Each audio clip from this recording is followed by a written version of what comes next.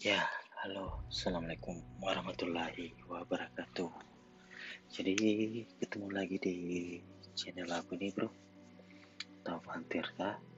Jadi hari ini kita ada kegiatan reading, goes, running atau sejenisnya.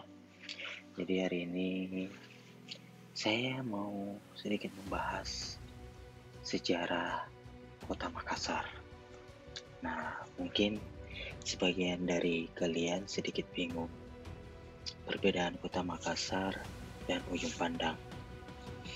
Jadi kota yang terkenal akan coto Makassar dan pisang epe ini memang menyimpan sejarah tentang penggantian nama dari Makassar menjadi Ujung Pandang dan menjadi Makassar kembali. Jika kamu penasaran dengan sejarah Ujung Pandang, oke, kita bahas sekarang ya.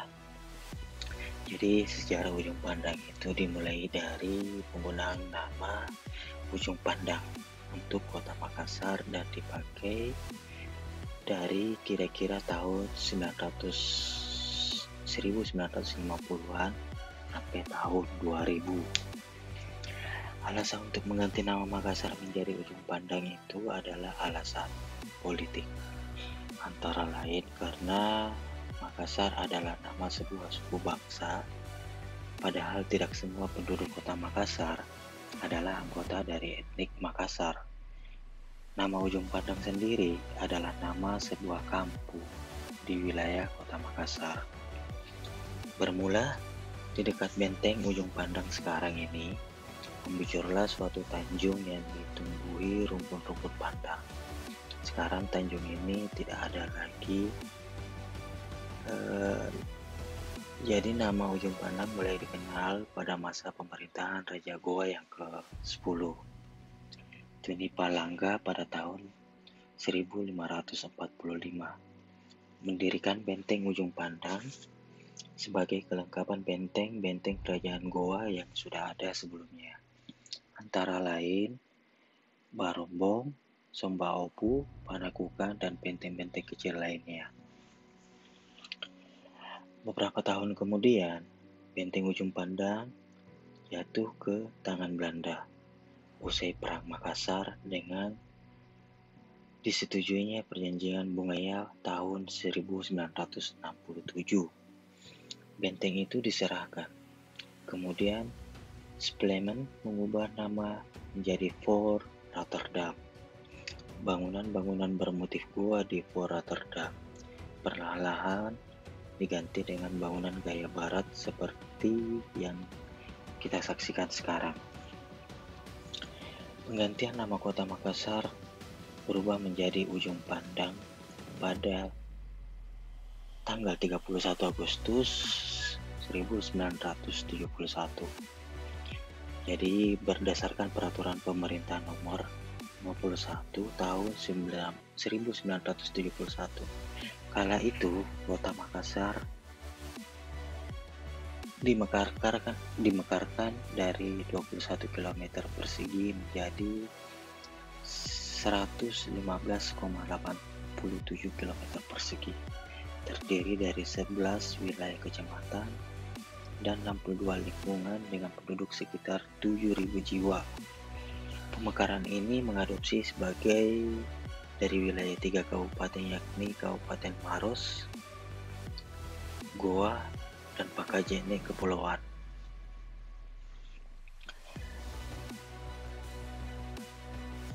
Sebagai kompensasi nama Makassar diubah menjadi Ujung Pandang. Tentang kejadian bersejarah tersebut, Wali Kota Makassar pada saat itu Haji Muhammad Daeng Patompo almarhum berkilah terpaksa menyetujui perubahan demi perluasan wilayah kota. Sebab Bupati Goa Kolonel KS Mas'ud dan Bupati Maros Kolonel Haji M. Kasim DM menentang keras pemekaran tersebut. Untunglah pertentangan itu dapat diredam setelah pengkuwihan 3 Letjen TNI Kemal Idris menjadi penengah. Walhasil kedua bupati tersebut mau menyerahkan sebagian wilayahnya asalkan nama Makassar diganti. Sejak awal proses perubahan nama Makassar menjadi Ujung Pandang, telah mendapat protes dari kalangan masyarakat. Beberapa kalangan budayawan, seniman sejarah, merhati hukum dan pebisnis, bahkan ketika itu sempat dideklarasikan petisi Makassar oleh Profesor Dr. Andi Zainal Abidin Farid SH.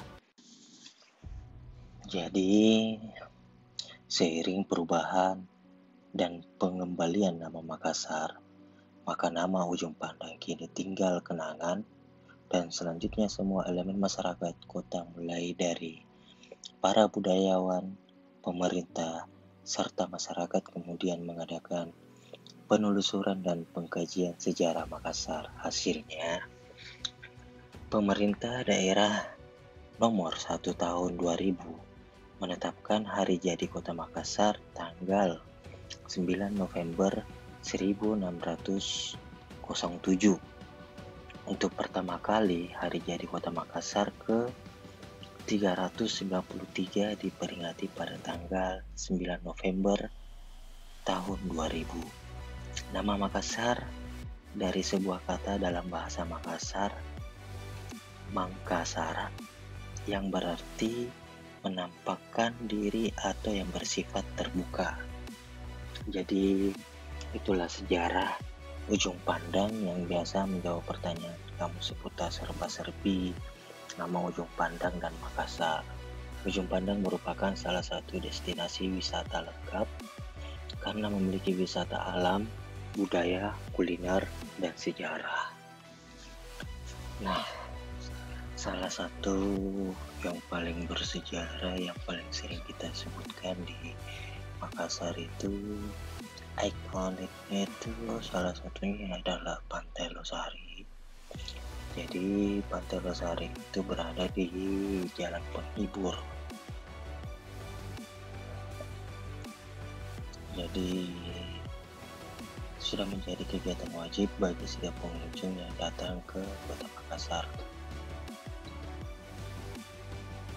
Tempat wisata andalan ini memiliki keunikan tersendiri. Jika biasanya pantai dikenal dengan pasirnya, Pantai Losari tidak memiliki pasir. Jika Anda datang, Anda akan menemukan beton di tepiannya. Tidak ada pasir bukan berarti pantai ini tidak layak untuk dikunjungi. Ada banyak hal lain yang menarik di tempat wisata ini. Di sini Anda bisa melakukan banyak hal yang menyenangkan seperti mancing, naik sepeda air atau banana boat, berlayar dengan perahu, dan masih banyak lagi. Hal lainnya dari sebuah tempat wisata tentu saja kulinernya. Ada banyak sajian kuliner khas Makassar yang bisa Anda nikmati di sini. Mulai dari pisang epe, coto, sop kondro, sampai dengan es baldo butuh. Pantai Losari tidak hanya menjadi ikon tempat kota Makassar, melainkan juga menjadi destinasi wisata favorit bagi keluarga di Makassar dan sekitarnya. Tempat wisata di Makassar ini ramai dikunjungi setiap hari, terutama saat akhir pekan. Pada pagi hari, banyak yang menjadikan sebagai lintasan jogging, sedangkan pada sore hari banyak yang menunggu momen matahari terbenam sambil berwisata kuliner di sini.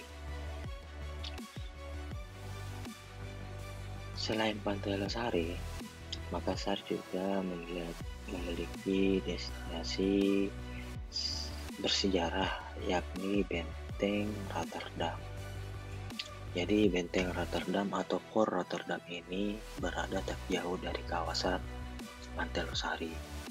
Benteng ini merupakan salah satu peninggalan sejarah Kerajaan Goa Tallo yang dibangun pada tahun 1545 oleh Raja yang ke-9. Pada awalnya, benteng ini dibangun dengan menggunakan tanah liat dan putih telur, sampai kemudian bangunan ini disempurnakan oleh Raja ke-14.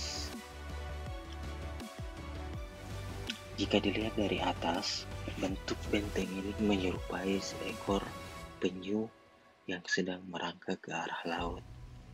Penyu dipilih karena binatang ini dapat hidup di air dan di darat. Hal ini sesuai dengan kerajaan Gua Tallo yang berjaya di lautan maupun di daratan. Namun, awal dari benteng ini adalah benteng Ujung Pandang. Sampai pada saat benteng ini jatuh ke tangan Belanda dan berganti nama menjadi Fort Rotterdam. Nama ini menjadi populer sampai sekarang. Pada zaman Belanda, benteng ini digunakan sebagai tempat penyimpanan rempah-rempah hasil rampasan dari Indonesia bagian timur.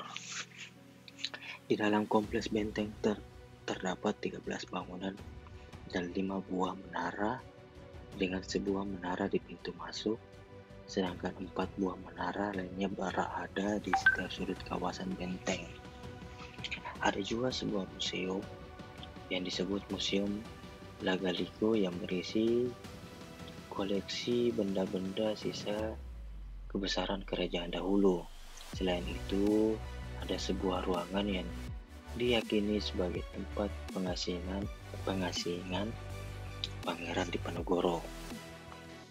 Jadi itu secara singkat yang saya ketahui soal Makassar ya bro. Semoga bermanfaat. Sampai ketemu di video selanjutnya. Jangan lupa subscribe, like, share, and comment.